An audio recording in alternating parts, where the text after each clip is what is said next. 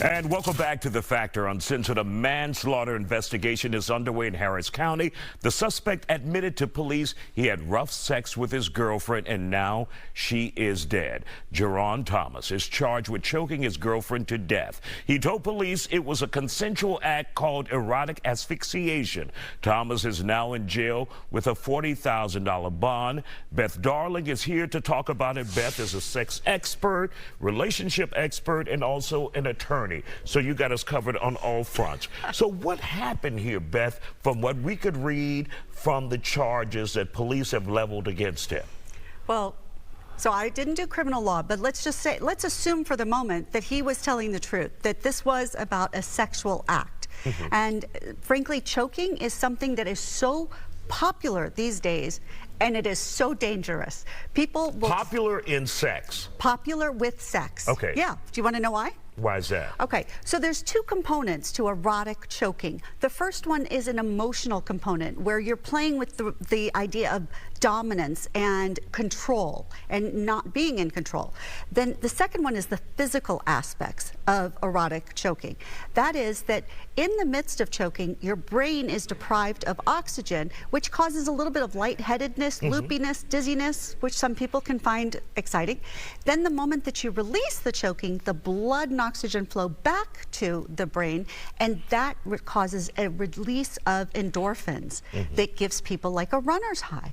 So that's why people are seeking out this sort of extra pleasure on top of the orgasm. But there is no instructions out there for this, well, right? Or are there, and people just don't know where to look, or people just hear about it and say, let's choke? Yeah, so people do just say, oh, let's choke, and it's ridiculous. It's awful. You know, I want to encourage people to have great, sexy fun, but you need to be smart about it. There are people and there are places that you can find information about how to, quote, do choking. At least, I wouldn't say it's always safe, but to minimize the risk. I doubt that in my mind, I'm like, why is this a thing? Why do people need to be choked?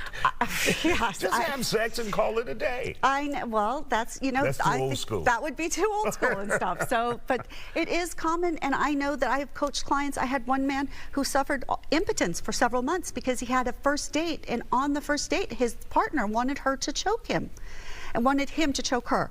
And he was like, I can't do this. And that was it. He freaked out and didn't want to go out with anybody ever again. And Beth, so, this is not rare. I mean, we have the allegations against actor Armie Hammer, right? Right. So Armie Hammer also, it wasn't just the choking, but it was that sort of kinky sex. There were allegations of blood. There were allegations of consensual non-consent.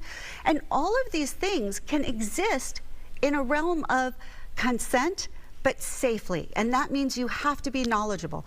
There are groups out there that will talk very seriously and explicitly about how to do things and what to do, but I will tell you, choking is never a guaranteed safety thing, and it sure as heck should never be done unless you've known the person, you trust them implicitly. It's not a casual thing. And even if you don't feel uncomfortable, don't do it.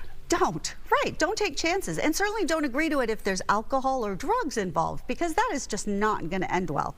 And this was, I think, he called EMS at 2:30 in the morning.